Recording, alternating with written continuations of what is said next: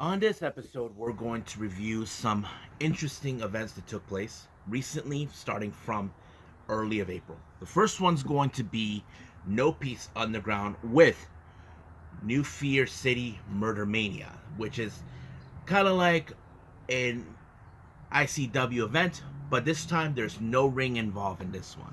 You may have seen some wrestlers or not on this particular, but also we got All Japan Pro Wrestling with Champion Carnival with day one that took place on the 9th of April. This is their version of the G1 Climax, so the winner will get a shot of the Triple Crown Championship. We even got two events coming from Tokyo Joshi Pro Wrestling. One is still incomplete, 2022. That also happened on the 9th of April. And then the following day, we have Inspiration 4. Now, I want to make everybody remember, these are two of the last few shows remaining with Marika Kobashi, who is going to be leaving Tokyo Joshi Pro Wrestling. Not to retire, but also just graduating from them. And then finally, we cannot forget AEW Dynamite, which is going to be one hell of a show featuring Samoa Joe versus The King, Minoru Suzuki, and plenty more other things that could go crazy. But also, we got a couple of news updates regarding Choco Pro coming back for another season and much more stuff. So, let's get ready for another episode of the Deleted Wrestle Zone.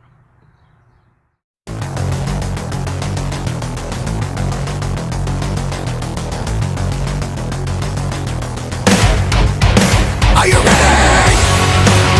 Get up, get up! Get up, get up! Get up, get up! Get up, get up! Get up, get up! Get up, get up!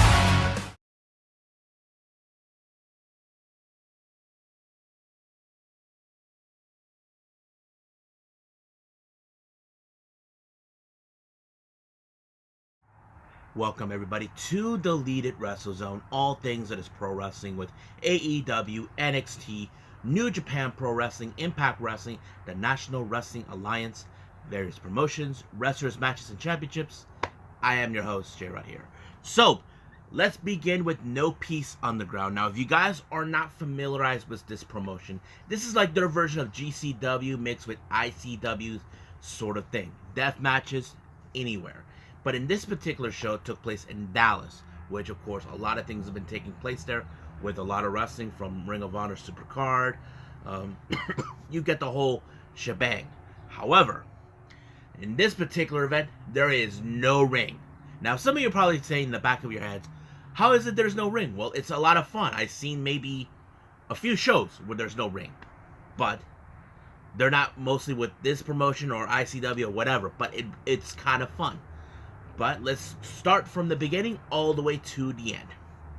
Opening match, we got Kita Murray versus Anthony Henry versus Yo-Yo. Now, originally it was supposed to be Kita and Anthony Henry in this match, but the promoter added Yo-Yo in this mix. So basically, it started out with Henry and Kita to actually start the match, but Yo-Yo came into the fold. But it was a pretty good match. However, it was Kita Murray who picked up the victory by pinning Yo-Yo. So that's pretty much. However, in post-match, he was viciously attacked by MSP, another tag team group you may know, but they're also involved in Effie's big gay brunch. Effie was there too as commentator. They attacked Kita Murray out of nowhere, but Kita had help from a very unusual person, and that is Jai Vidal. He gave them a helping hand. He fought both of them out of to give him a helping hand, but also Jai Vidal involved himself in the big gay brunch. But I don't know what was this mean or all about, but I don't know for sure. In the future, we will see this happening with this promotion, having a tag team. That is something we could definitely see, but that all depends on the promoter, what they would do. Next up, we got Ron Bass Jr. versus the Death Samurai, Akira. Well, he's one of my favorites, if you guys know this or not. But as you know, Akira, he is one tough son of a bitch. But however, Ron Bass Jr. is one big ass son of a bitch. So basically, Another case of David versus Goliath.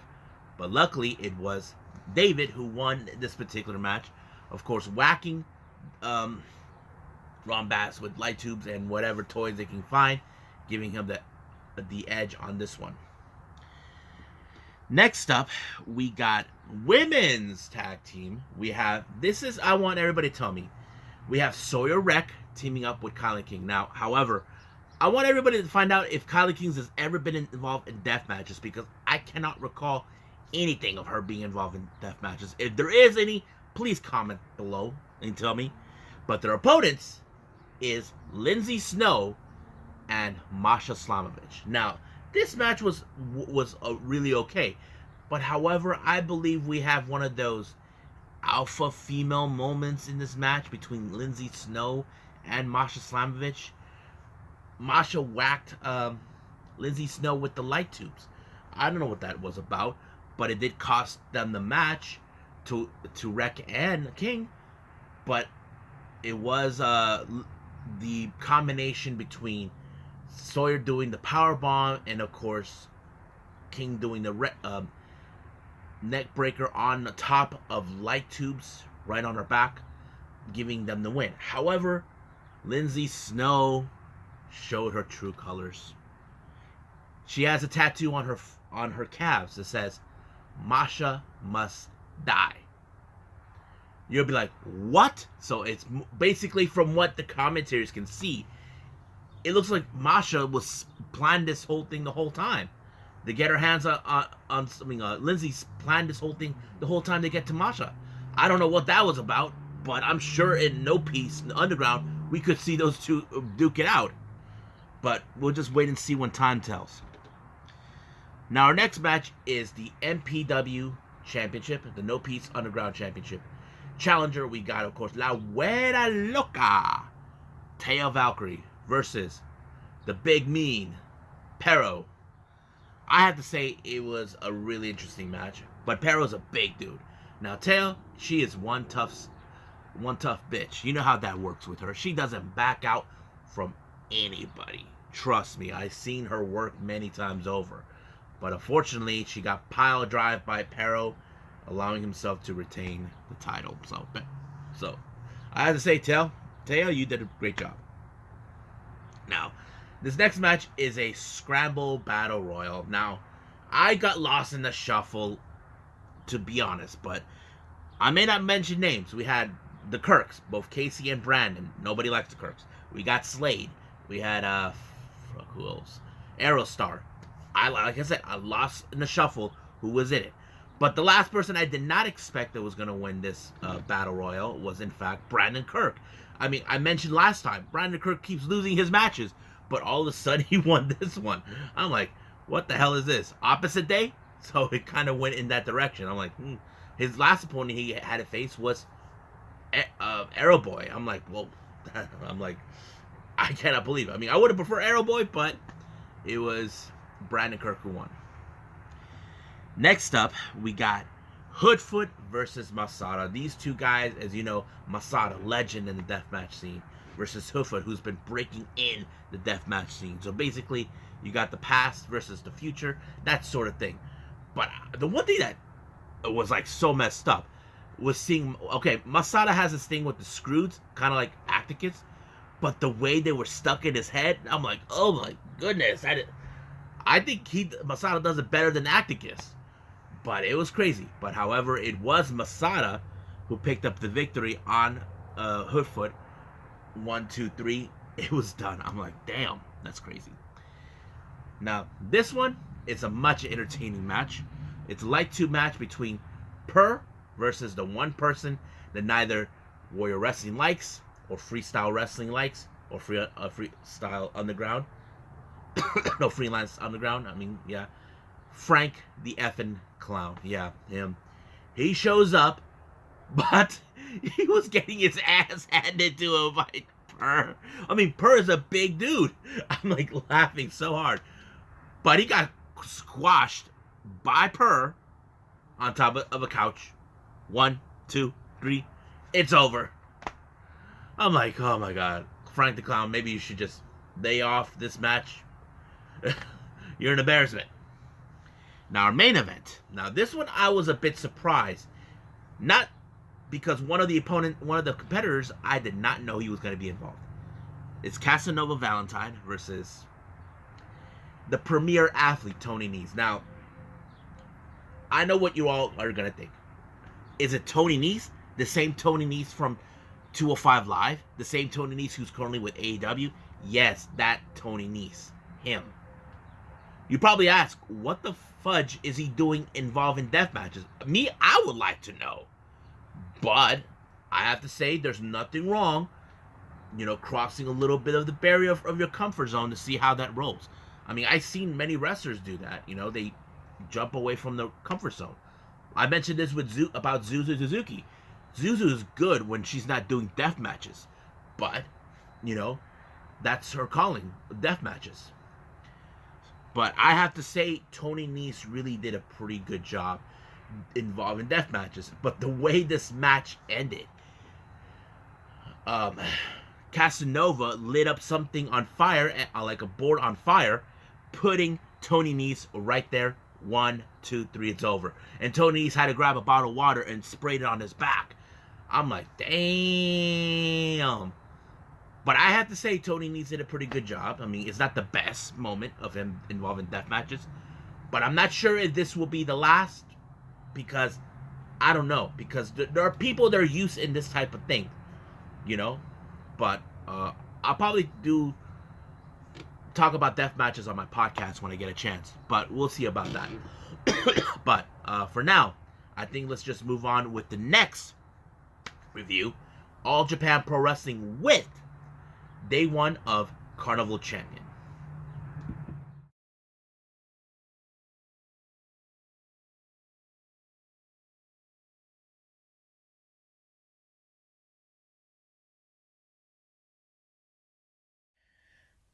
Okay, so let's get started with All Japan Pro Wrestling with Champion Carnival Day 2. This took place on the 9th of April. Now, if you guys aren't familiarized with Champion Carnival, this is their version of the G1, also a point-based system. Basically, whoever wins will be challenging for the Triple Crown Championship, which is currently being held by Kento Miyahara. He recently won that belt back against Jake Lee, so anything goes happening. But here's the thing. It's nothing like compare like what we see with the G1 or the N1 stuff. But let's go with beginning. Now, the first two match, they're not related to the Champion Carnival. We have our first match, a 6-man tag. We have Ryo Inoue teaming up with the members of Evolution, Dan Tamura, and Hikaru Sato to take on Black Mensuri, Izanagi, and Takao Omori. Now, this match was a very interesting one because the thing is, Black Mansoor, Izanagi, and Omori, they're not from the same group. Well, Omori is friends with, of course, with Black Mansuri, but Izanagi, he's a member of Purple Haze, a faction with Shigeiri, what's his name? Zeus, and I forgot who else is involved. But yeah, so it's kind of interesting that he's teaming up with them. But I have to say it was a pretty good match. But it was Izanagi who picked up the victory on Ryo Inoue, who is, I believe, the young boy of the team, and that's how it was an easy peasy match for him. Next up, tag team action. We got next round. We got Atsuki Aoyagi teaming up with Ryzen Hayato to take on Total Eclipse. What's their name? Okodu Omori, and of course the Japanese buzzsaw Tajiri. Now, if you guys know Total Eclipse, they're the total heels of the group. They are like one of those guys, they were willing to admit. As for next round, they're more of the high flyers, the next generation. But I was impressed with the match. But however, it was Okoda who picked up the victory by pinning Aoyagi in this match. So it gives Total Eclipse a much better edge. Now, our next 6 matches are part of the Champion Carnival, but the blocks are mixed up. So basically, it's like A or B, or just the entire A block or the entire B block. So I'll go through with all of you. Starting with the B block, we have Takuya Monomoru taking on Yoshitatsu. Now, many people could say Yoshitatsu is the fan favorite because he is well known not only in all over Japan but also in WWE back in the day. But unfortunately, he lost due to the unsuspecting pin by what's his name, Nomaru and Nomara. I just did not expect him to pick up that pin. As soon as he made the pin, he just skedaddle. So that's how it went. So he wins 2 points in this. Our next match, well, our next three matches are part of the A block. First match, we have Strong's Heart member T-Hawk taking on Ryuki Honda, a former young boy, now graduate. I have to say, Honda has grown a little more better than he ever was before. But however, you're facing a guy like T-Hawk, who is all heart, all strong, strong in heart all the time. I've seen T-Hawk how he wrestled, but he was able to pull a very a surprising upset against Honda out of nowhere. So I was like, whoa. Even though Honda was upset that the way he lost, but he even questioned the referee. Was that really that happened? Of course it happened. Strong hearts are unpredictable how they win. Not cheating wise, but more like you can't expect their pinfalls. You won't see it coming. Next up, we got Shigeru Iri taking on Shuji Ishikawa. This match is all pound for pound, powerhouse. I was like thinking this is the battle of the brutes in every aspect. I mean, I've seen Shihiro plenty of times, even when he was with DDT, but he took out Ishikawa really great by using the elbows right into the neck of him. And of course, referee made the call. It's done. He's already out. So he won 2 points. Next up, our last match for the A block here, we have Shotaro Ishino taking on Jake Lee. Now, these two guys, there's no love lost between these two because back in the day, Jake Lee was part of Jake Lee convinced many of Ishino's friends to turn his back on him, who are currently members of Total Eclipse. Now, Jake Lee will do whatever it takes to win back the Triple Crown champion from Kento, but the real question, does he have what it takes? But in this time, it was a major big win for Shotaro when he pinned Jake Lee. No, he put an leg lock right onto Jake Lee, and Jake Lee was in constant pain, and he had no other choice but to tap out, which is a very surprising win for him. Now, our next two matches are the ones for the B block. We have, of course, Kento Miyahara taking on a member of Total Eclipse, Kamu Orashi. Now, Kamu is a big individual. He's like the size of a sumo, but he can jump high as possible from the turnbuckle. Now, Miyahara, he is the top dog in All Japan Pro Wrestling, who's the Triple Crown champion. I was like thinking, hopefully he can pull upset, but unfortunately, you cannot deny the power of Kuma Arashi, and he did by doing a power slam on. Well, he jumped off the turnbuckle and hit his back on the guy, and it was over. So basically, he pancaked him, Miyahara, to win the victory, so he gets 2 points. Now, our main event, part of the B block, we have Yuma Aoyagi taking on Suwama. Now, keep in mind, I want to make note, this is not the first time these two have met. Aoyagi has met Suwama before when Suwama was Triple Crown champion, but he lost big time. So basically, he has no love lost with Suwama. But I did not anticipate how he has grown up since then. I think he wants to prove Suwama he is not the same guy that he ever was before from last year. But he did. He actually picked up a very strong victory when he pinned Suwama, and it was over. And I think this was a major upset, here, knowing that he picked Suwama, a veteran of pro wrestling, and it was darn so good. So he gets 2 points. So all these wrestlers, all 6 wrestlers who won their respective blocks, get 6 points. Now, I'm not sure if there'll be more. I think there's more from different blocks, but we'll see what happens because right now this is day 1. We still got day 2 to go, and haven't seen it yet, but I'll be seeing that soon enough. But right now, I believe it's time to do 2 events from Tokyo Joshi Pro Wrestling.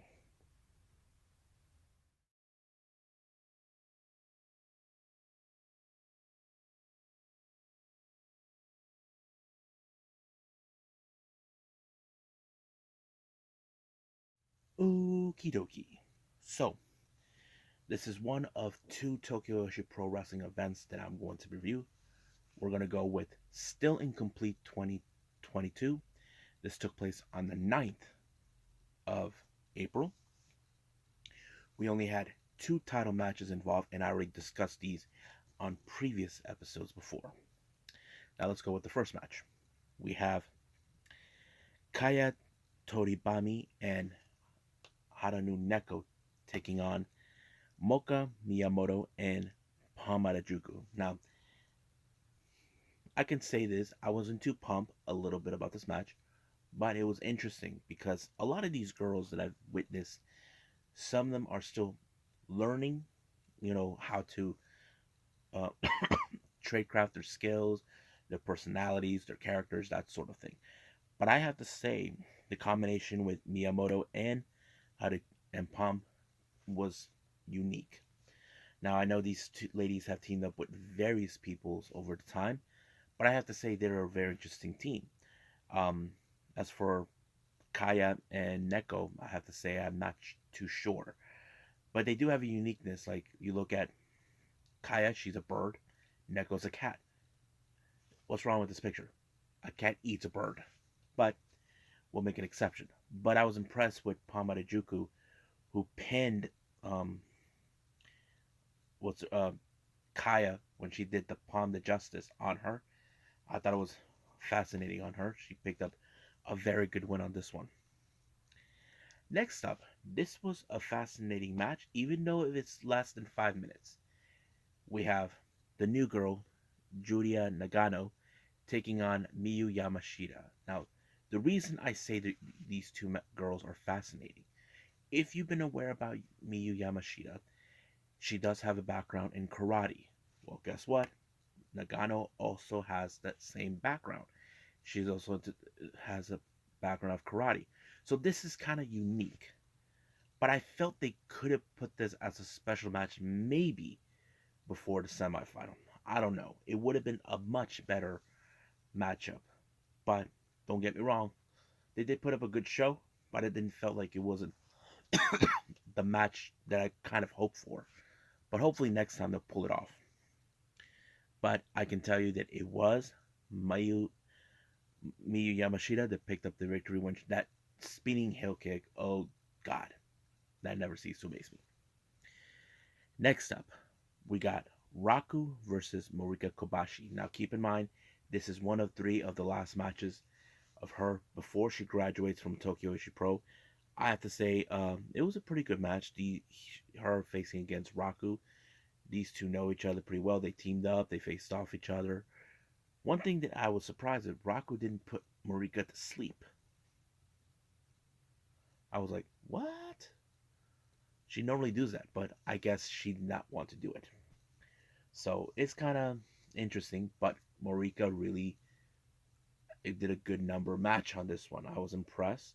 She may not be the best, but she actually did learn a whole lot from her time being with Tokyo Joshi Pro. Now our next match, we got tag team action. We got free Wi-Fi. Now Kikuta and Ikari Noah taking on Maki Ito and Yuki Kamifuku. Now Yuki and Maki, they have teamed up on various occasions. They're good friends. But I have to say, Free Wi-Fi was a very interesting team up.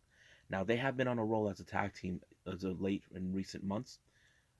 But fun fact about this, Hikari, I never expected her to go back running back as a tag team because she already had tag team partners in her past that were there and then they're gone. One was Pinano, who was one of the four original members of Up Up Girls. And then there's Natsumi, better known as Natsup Boy.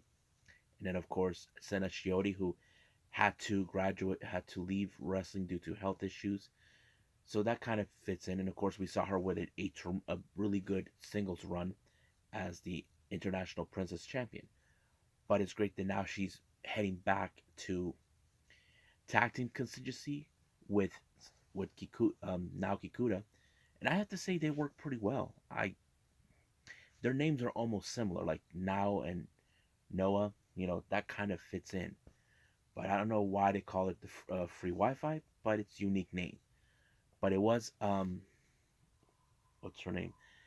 Naoki Kakuta, who actually picked up a good victory when I believe she must have pinned Hyper Misawa. I was like very impressed with that.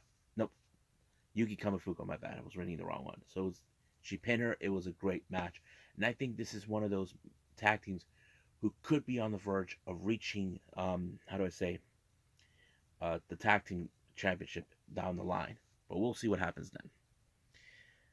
Next up, we got Miu Watanabe, one of my favorites, taking on the resident superhero Hyper Misao. Now, you know how Hyper Misao, she's a superhero, but she cheats.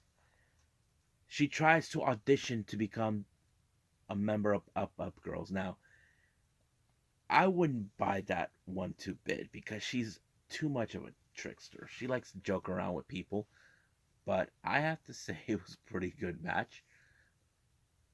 But I think right now many people are were impressed with this match. But however, it was Hyper Masao who walked out as the victor of this match. It was very interesting. But yeah, I kind of was hoping that Miyu Watanabe could win, but it did not happen. Next up, another tag team. This one does have implications to the Princess Tag Team titles. We got Mahito Kiru teaming up with the White Dragon Rika Tatsumi taking on a new type of tag team. We got AA Cannon, consistent of Yuki Arai and of course Saki Akia, who we've seen on DDT on many occasions. I have to say AA Cannon have been very impressive.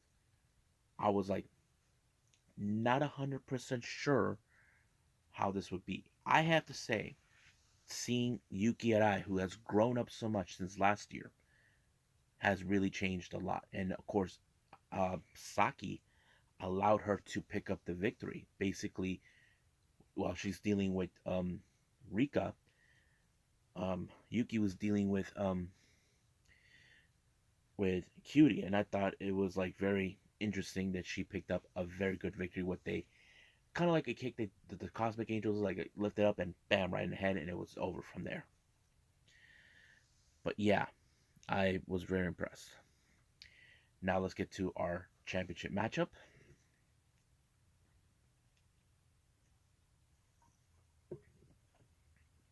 We got the Princess Tag Team titles. We got Daisy Monkey, one of the most recent brand new teams who's been formidable of recent months. It is Suendu and Zuzumi. Now, fun fact, here's the fact about Zuzumi. This is not the first time she's ever chased the tag title. She has chased him before with her previous tag team partner, Mirai Miyumi, who's currently in Stardom. But teaming with Arizu Endo was a smart choice, and they really grown up together very well. But they have their work cut out against the much experienced team of the Magical Sugar Rabbits, Mizuki and Yuka Sakazaki. And I have to say, Endo and Suzumi were impressive. They put on a good match. Despite the fact I did say Magical Sugar Rabbits have the much better experience, and I'm sure the Magical Sugar Rabbits were impressed too. However, it was Mizuki who picked up the victory when she pinned uh, Arizu Endo. However, that does not end right there. Free Wi-Fi became the next challengers for the Princess Tag titles.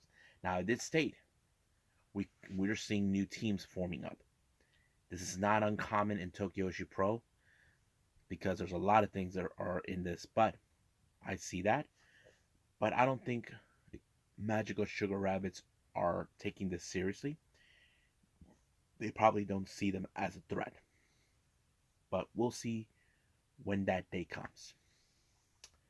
Now, our main event, we got the Princess of Princess Championship, Yuki Aino, who's stepping up as a singles competitor after her Bakuratsu sister, Nodoka Temna, retired and graduated from Tokyo Joshi Pro, taking on the newly crowned Shoko Nakajima, who this is her first title defense. And I have to say it was it was pretty good, and I have to say she is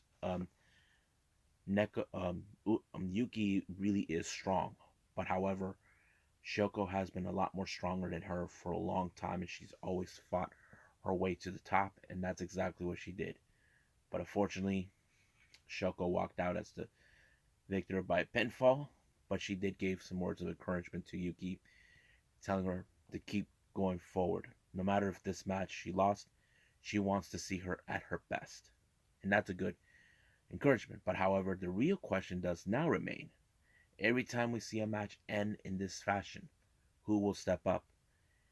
And the one person I did not expect, and I don't think Shoko expected, is her best friend, Hyper Masawa. These two have been tag teaming before. They trust each other.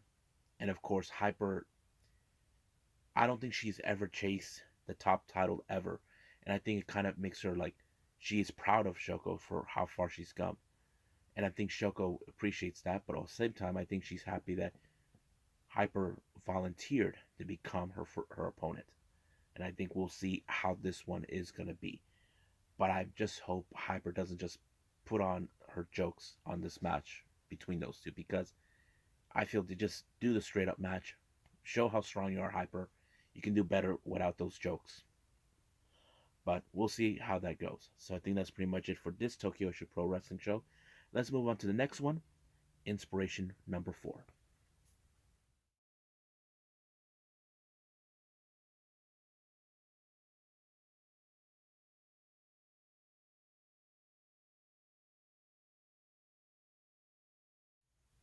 Alrighty, so we got more on Tokyo Joshi Pro with inspiration number 4. This took place on the 10th of April in Jinjuku Face.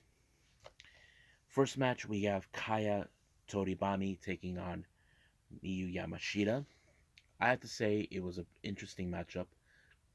I mean, Miyu is one of the most experienced wrestlers, but Kaya is really still on the learning curve.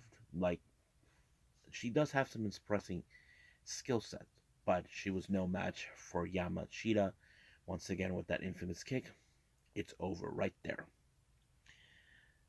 Next up, we got Moka Miyamoto taking on the magical girl, Yuka Sakazaki. Now, you can say in this particular match, like the same similar style, Yuka is in fact a veteran, one of the three pillars of Tokyo Joshi Pro, but she did defeat Miyamoto in a Fuji armbar or of some type, forcing her to tap out. Now, our next match is a very interesting one. Now, this is one of 2 remaining matches of Morika Kobashi.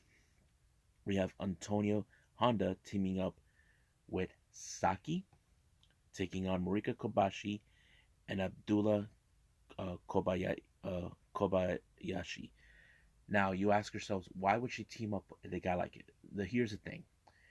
Morika says she would love to have a tag team with him and a match against him too. Reasons of this is because her name Kobashi came from Kobayashi. That's how the name started. So basically, she was blessed by that name by, of course, Abdullah Kobayashi. But of course, in this particular match, when it comes to Antonio Honda, you know he's going to try to pause it, do this. But unfortunately, it did not go well so for him, because he got pinned by Morika while Kobayashi was stomping on Saki and allowed her to win the match. However, it appears that Kobayashi and Morika actually ended up having their singles match after all. It didn't last long, it just went up to 3 minutes because it was a time limit draw. I don't know if that was proper, but I'm sure it probably would have been a really just a small token or of some sorts. But um, maybe she would have wanted that match other way, because we don't know exactly. Her last match is going to be on the 17th, and I can't wait to see that. So we'll see what happens then. Now, our main event, we got Zuzumi taking on the White Dragon, Rika Tatsumi. it was a pretty good match because, like I said, Zuzumi is amongst a few girls who have grown up a lot. You know, she was on the learning curve, and that kind of tells us a lot of things. And of course, and I think Rika must have saw the same thing too with her. Much like any other wrestler she has come across, she saw the same thing with her tag team partner, Watanabe. But fortunately, it was Rika who walked out the victor when she pinned Zumu. But she praises her for being strong and being growing up and learning more better than she's ever been. And I'm sure one day we can see her and Arisu Endo as tag team champions in the future. But that's how the entire show went down. So there'll be more Tokyo Joshi Pro down the line. But right now, let's move on with AEW Dynamite.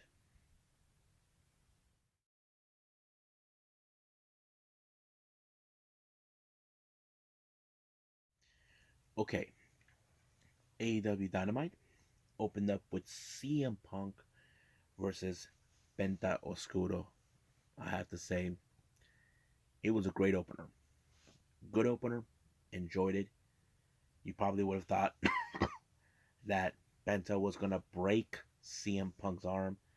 Normally would, but it only took 2 tries for CM Punk to apply the go to sleep and good night Penta.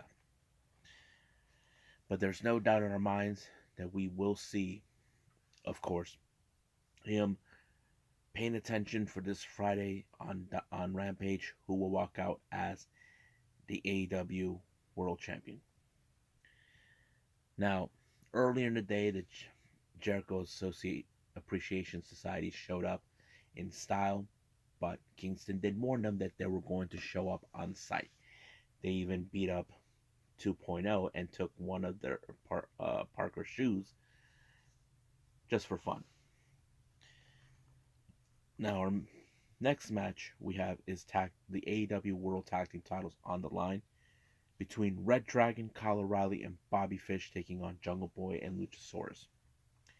It was a pretty good match. It showed a lot of character. Now you can say Red Dragon are much formidable tag team. True. They have been tag team champions for various companies, and I think it kind of shows us. But Luchasaurus and Jungle Boy have to put their A game on, knowing what's at stake. But luckily, they were able to divert certain situations and put Bobby Fish in the Express. 1, 2, 3, it was over. But Red Dragon, they were not happy with the loss, so retaliated by attacking Jungle Boy and Luchasaurus by chairs. But to our surprise, we just saw FTR coming out. Now, it doesn't take a true genius to figure out what that means. They're coming for the AEW World Tag Team titles. They already have the two championships, the Ring of Honor Tag Team Championships and the AEW. So imagine getting a third. That changes things. So that kind of puts it in a good perspective.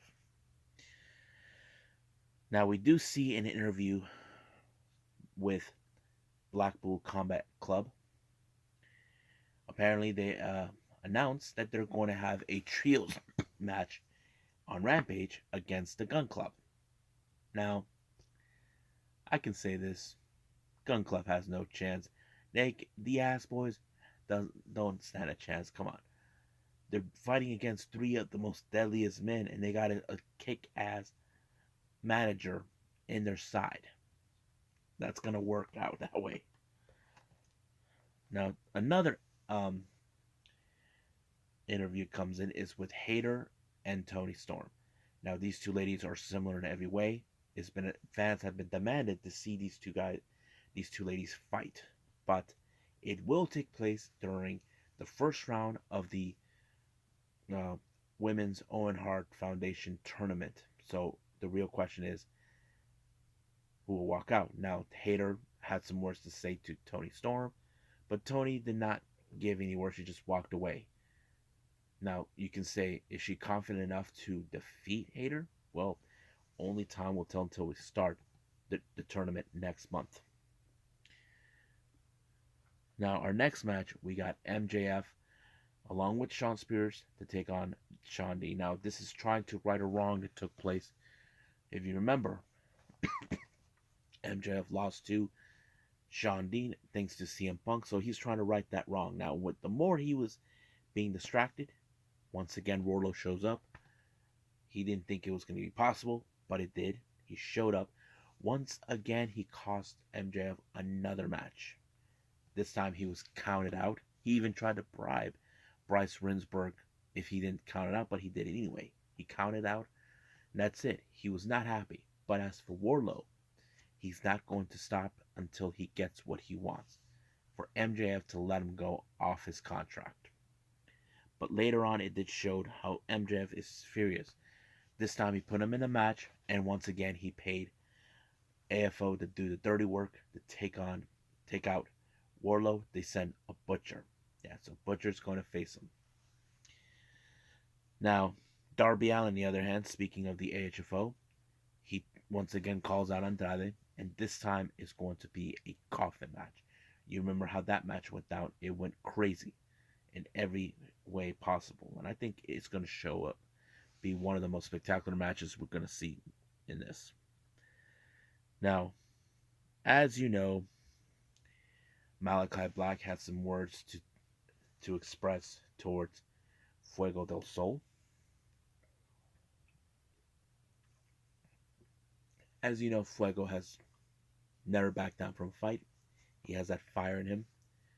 But Malachi Black says that he'll exploit everything about him. What sparks him, what makes him who he is, and why do fans adore him. But he did warn him, the house always wins. Now our next match is the Jericho Association Society, Hager, Garcia, and Jericho taking on Kingston, Santana, Ortiz. Man, the match was brutal in every way possible. As you know, Jericho would probably run away like the coward he is. But it was going well for Santana, Ortiz, and Kingston until the 2.0 showed up and decided to cause a problem. But Jericho used his trusty baseball bat once again on Kingston, allowing them to win the match. Then once again, the 5-on-3 beatdown took place, but the real question does remain, will Kingston add 2 new members or what? We don't know. But we'll see where that leads us. Now, our next match, we have Marina Sharif taking on Sky Blue. But in the baddie section, we just saw the most interesting thing. Red Velvet and Kyrie Hogan. Now, why would Red Velvet be at the baddie section? Well, I believe that, as you all recall, Red Velvet had her issues with Jade Cargill, who will be facing Marina Shafir, putting the TBS Championship on the line. However, she was watching the match, Jade and Smart Mark Sterling. Now, however, Jade doesn't seem like she's too concerned. But Marcus, he's more concerned. But the real question does remain. Will Marina be the one to dethrone Jade? If she does, then Jade did not take this whole thing seriously. But only time will tell until we get to that match. But it was Marina Sharif who put Sky Blue in a armbar lock or something, forcing her to tap out. Now, once again, we've been trying to get a word from Hook, but his little moment was being interrupted by Smart Mark Sterling and Tony Nese. Decided to rain his parade. I just hope they put him in a match against Hook, because someone needs to teach Tony Nese a lesson. Once again, Danhausen tried to curse Hook, but no luck once again. Now, as you know, Lambert, Sky, and Paige, they're had it with Sammy trying to get his match, all this and that. So they believe that they will walk out in San Antonio as TNT champion, and that his streak will remain. But Sky believes that once he beats him, Tay Conti is going to leave Sammy. Well, I hardly doubt that, because she's not going nowhere. Now, our next match is tag team action. We got Powerhouse Hobbs, Ricky Starks representing Team Taz, and of course, this is Ricky Starks' hometown of New Orleans, taking on Swerve Strickland and Keith Lee. This match was great. It had all the trademarks we were looking for, and I think there was some good moves, especially when Swerve bounced off Keith Lee's chest. I thought it was amazing. But unfortunately, the match ended in favor of Hobbs and Starks thanks to Taz. But this is not going to be over for Swerve and Lee. As you know, they will consider this loss a highway robbery, that they don't have what it takes to beat them. And of course, Taz is not going to like their word. But if I was Lee and Strickland, get yourself someone like Taz, deal with him. Now, we have, once again, Thunder Rosa gets her interviewed. She gets interrupted by Vicky and Nyla try to get into her head, believing that, Nyla is not the one of the foundations of women's division, but basically she feels like she's always been. So we'll see what happens at Battle of the Belts.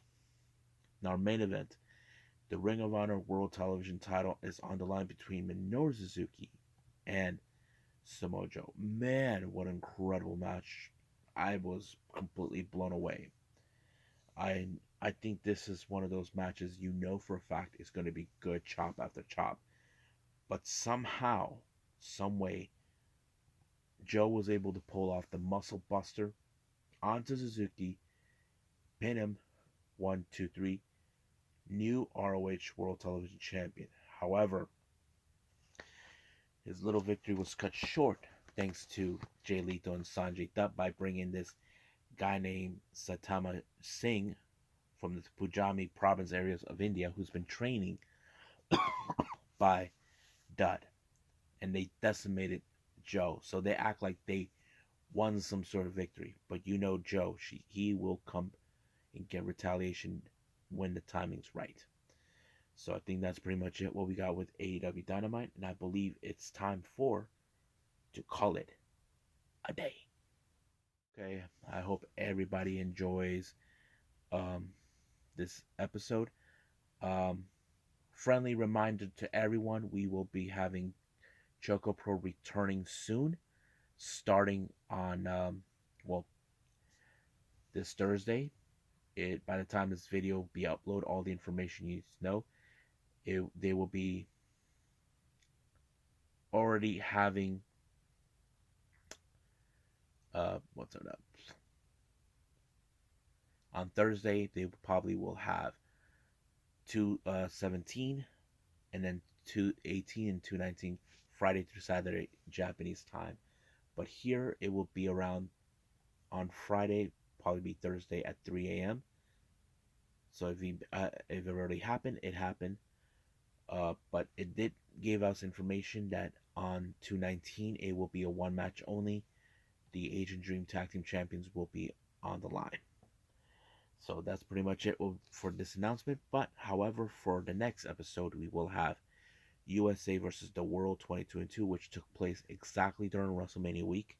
We also will be doing the latest GLEAT show, G Pro Wrestling version 21, that took place on 9th. Then we got MLW, NXT UK, and Impact Wrestling. So I'm excited for all of that.